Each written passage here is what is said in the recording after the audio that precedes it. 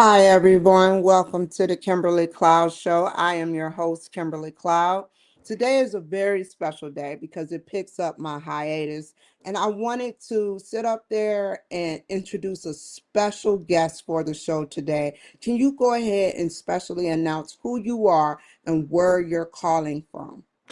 Kimberly, thank you. My name is Danny M Goldberg. I'm based in Dallas, and my story begins with being the children of immigrants.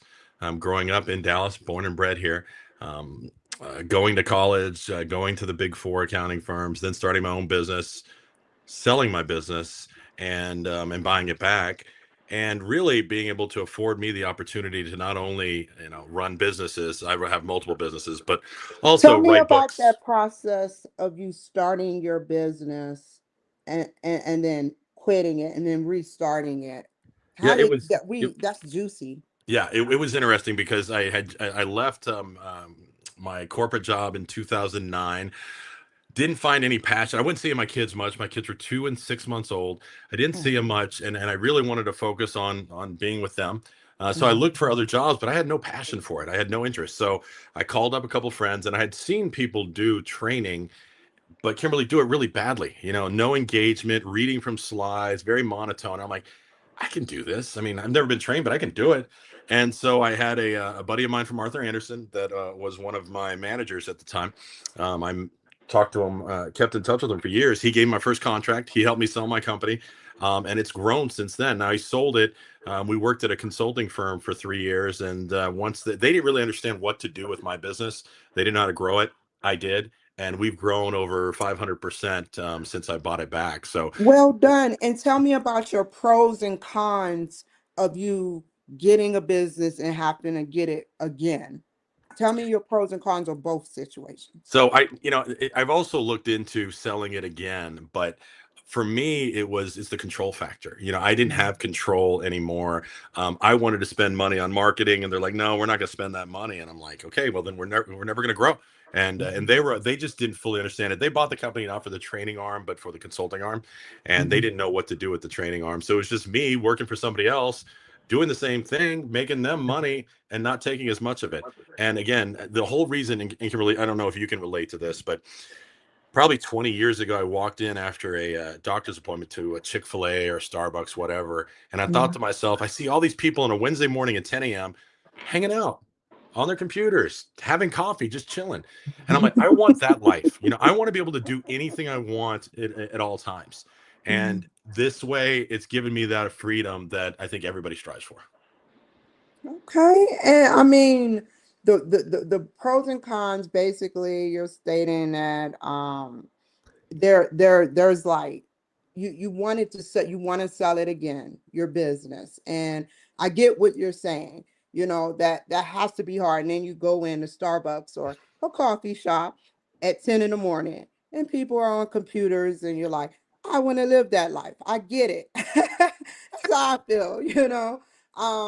However, you work extenuate, like it, like a lot, put Mhm. it to you like that. You work a lot. And like for instance, with my situation, I'm like kind of like disabled. So I Mm. have a legit business, but I get I'll suggest something before I Please. ask you another question. You know, it's not even about that life no more, because I mean they're leisure, but they had to pay out of pocket for the cup of coffee, and then they have to sit and be like controlled towards the Sure. fact that they have to be there for like only 45 minutes less, or depending on if they have a group. So I mean, you working constantly or consistently or whatever you do, or did, I feel like you're doing something for America, and that's a good thing up in Texas, where Appreciate that. you reside. You're welcome. Yeah, And go let ahead. me add something to what you just said too, because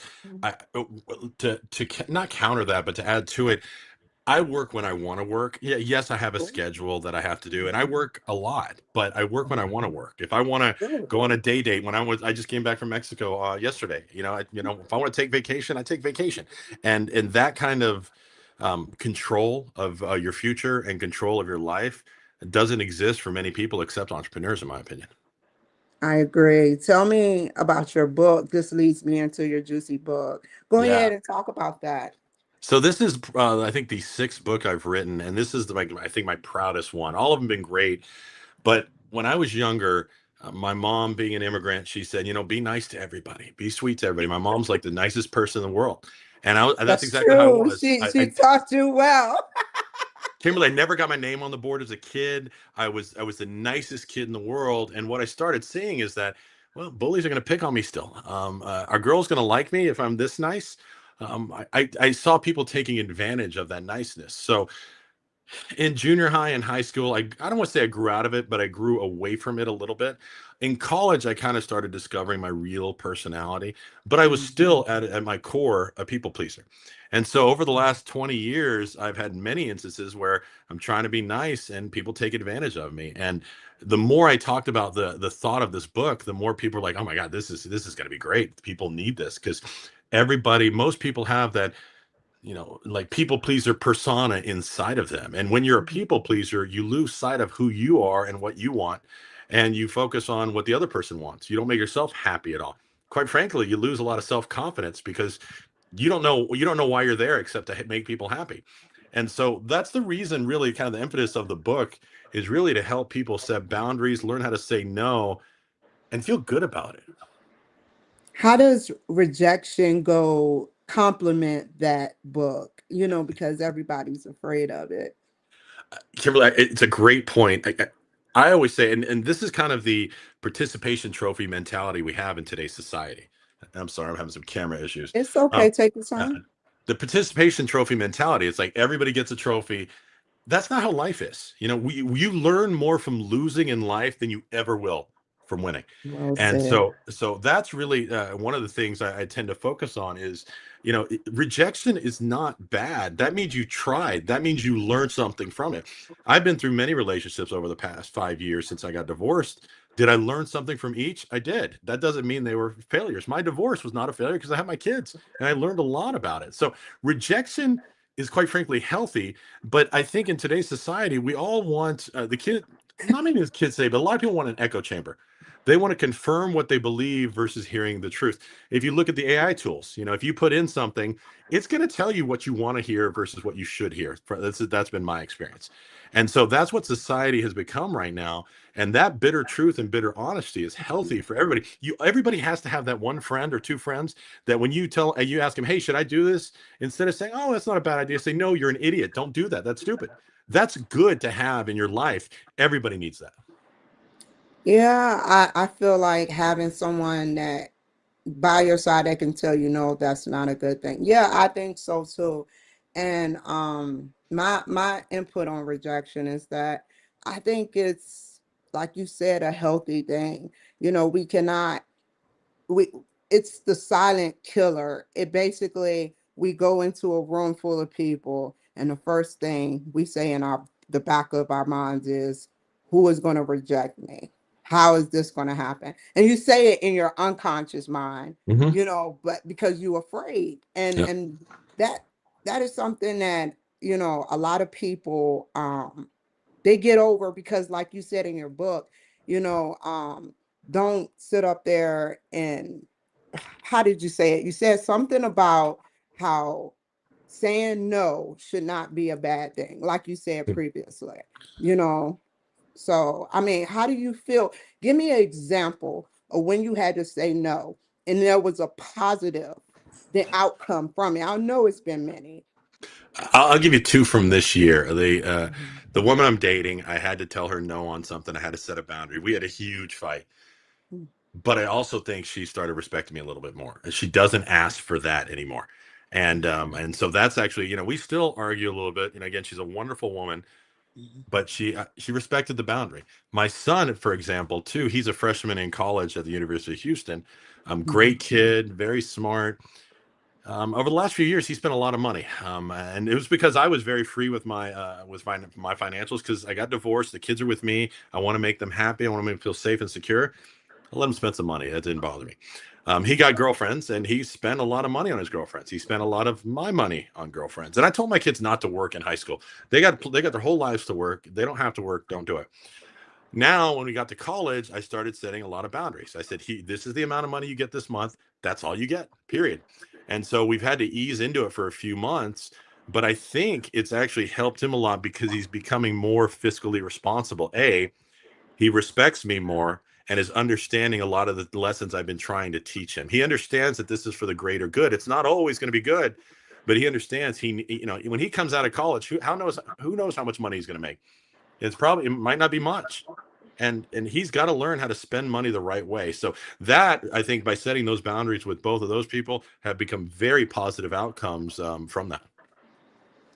How do you think um respect could play when done healthy and when not, because you can respect somebody and not get that same equal respect back. So you have 100%. to put, like you said, boundaries. Hmm. So, I mean, tell me about a positive and a negative way, and how to set those boundaries and keep those boundaries enduring so that people can oblige by your demands or Hmm. your Hmm.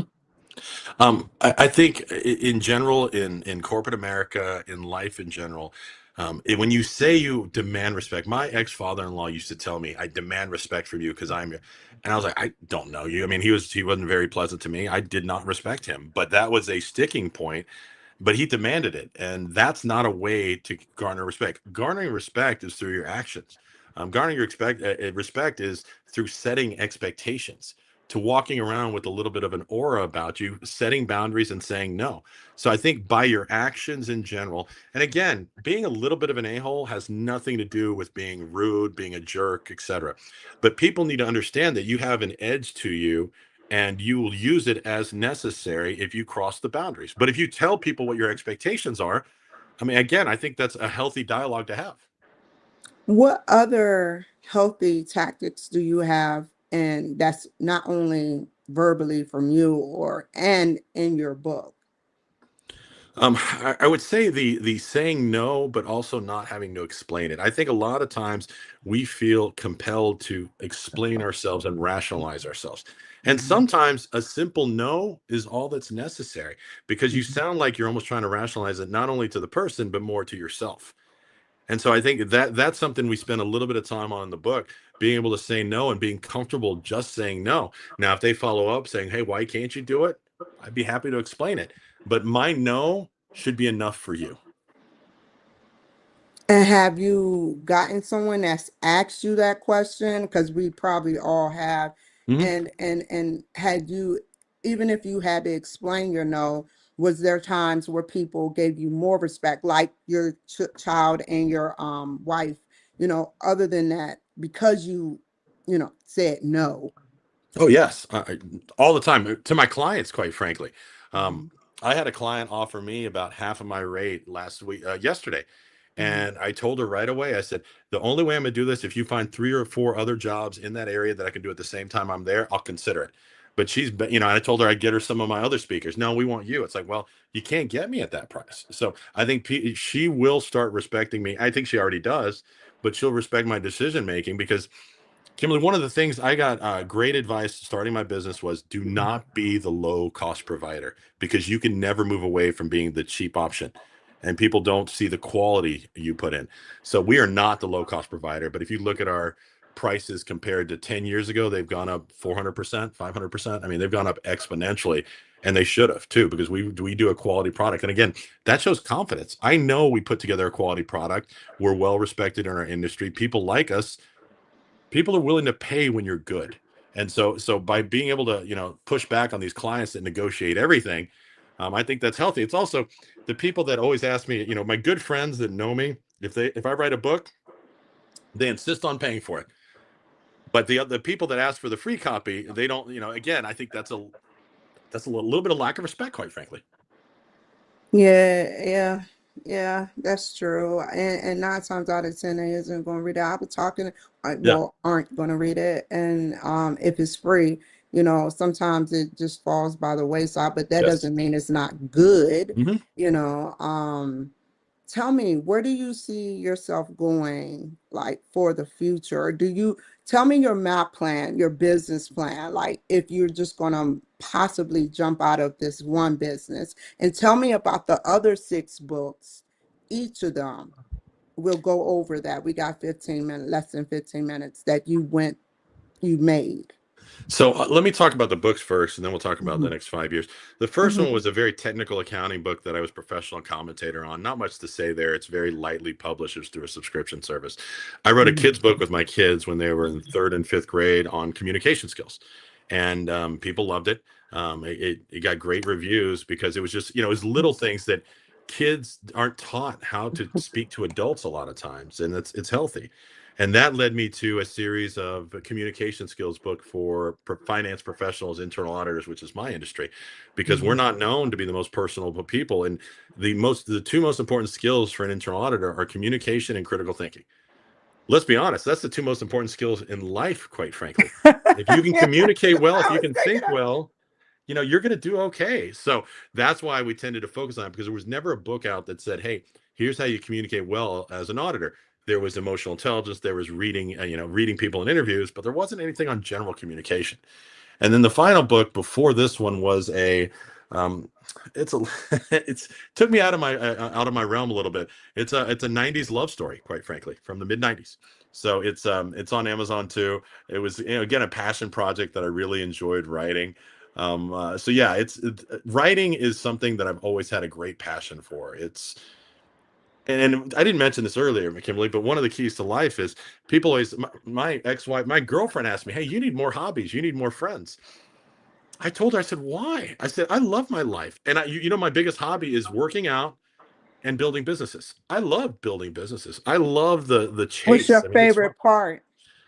I think it's just the ingenuity. I think being able to start something from scratch when other people haven't been able to do that.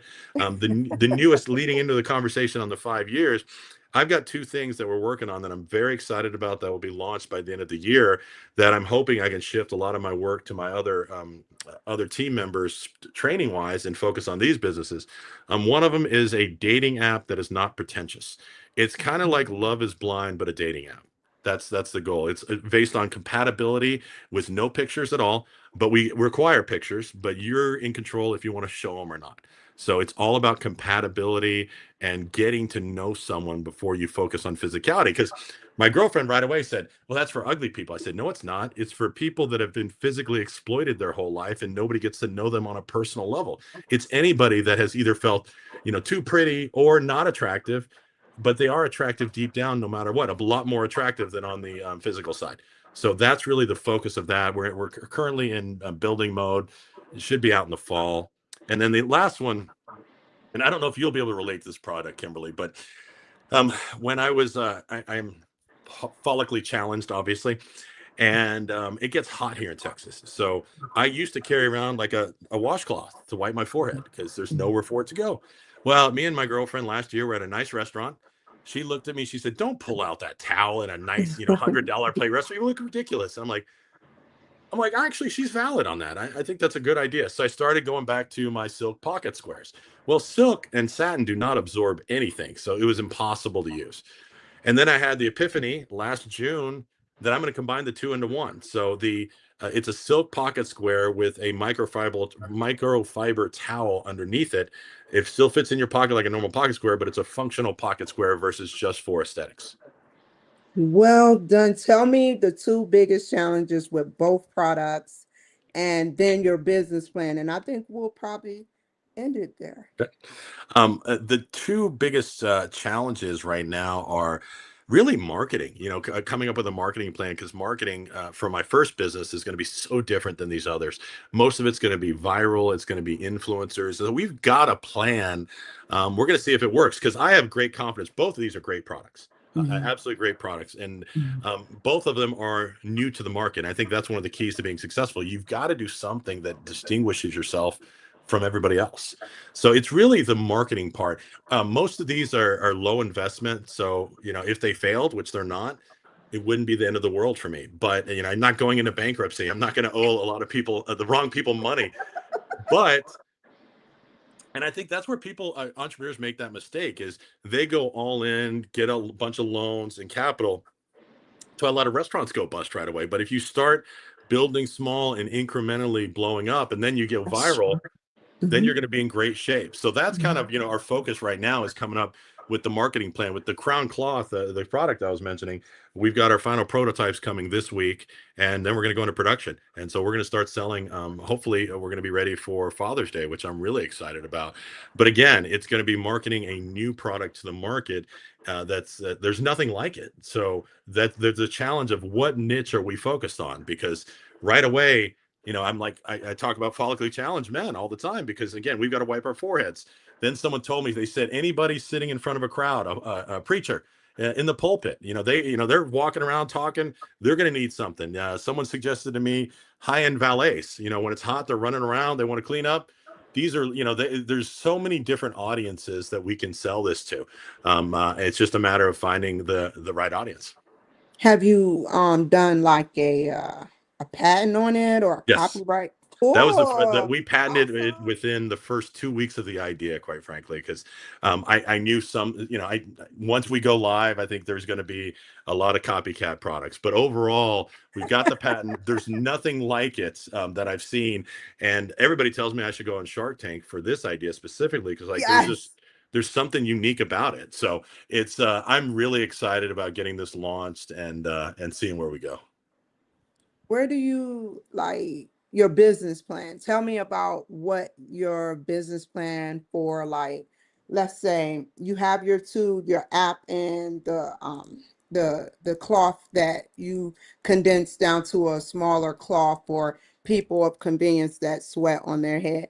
That has to, have you ever thought also about possibly a cream or some type of thing, because I know that probably bums y'all out because I've seen it and it's not funny. It would feel bad to me, you know. Oh, Um, I was in Mexico this past weekend, and mhm, it was hot as heck, man. And right away, so I'm mhm, like pulling out my towel, and I don't like doing that in front of my girlfriend, mhm. honestly. But it's like, what am I gonna do? Sit there and drip and sweat? So it's a quandary. And yeah, we've thought about other things, but I don't want to get too far ahead of myself. I got to focus on just a couple of ideas at a time. Fair enough, Yeah. fair enough. And we're at 23 minutes. So what I want you to do is tell me anything that you want to talk about right now because we have like less than about 4 minutes left. So is there anything in dialogue you would like to discuss? Like for instance, you keep saying this isn't like everything else. Tell us as much as you can without giving away your secret. Um, the best piece of advice I got was don't be the low cost provider, and then provide Yes, I something heard that. unique. Hmm. Provide something different to people that they, do you want to compete with Tinder and Hinge and Bumble? No, I don't want to compete with them. I want to give people something new that they've never seen before that they might be willing to try. And so our marketing plan is, quite frankly, going to start with fraternities and sororities, and try to get as many local schools signed up, and then move into the older markets too.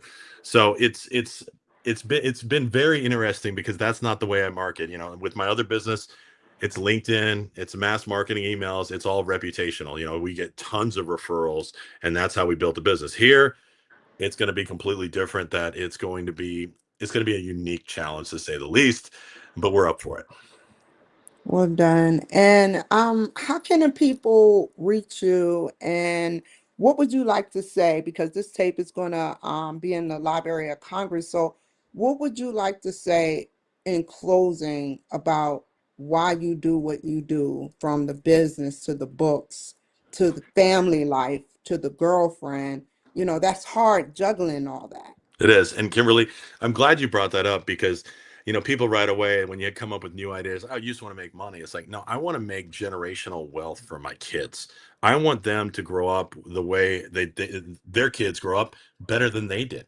I want to be able to hire, I've got three brothers. I want to be able to hire them. I want them to come work in a family business. I want my kids to work for me. And there's also a not-for-profit I want to start as well. So this funds everything else in life. So yes, it is money. We want to make money, but there's Mhm, so much more to it than mhm. just becoming wealthy. Well said. And lastly, how can the people reach you? So you can reach me easily on our main website of our company. It's Gold, S as in Sam, R as in Ricky, D as in David.com. We also have Crown Cloth, crown with an E, cloth.com is the new male pocket square product. And you can also find me on LinkedIn under that same moniker, Danny M Goldberg. And you can also get a copy of our book here in North America. Go to littlebitofahole.com and you can order a copy of the book directly from us. Stay on the line. Thank you guys so much for joining my show. Thank you so much. Take care, be safe, and I will see y'all guys another time. Bye.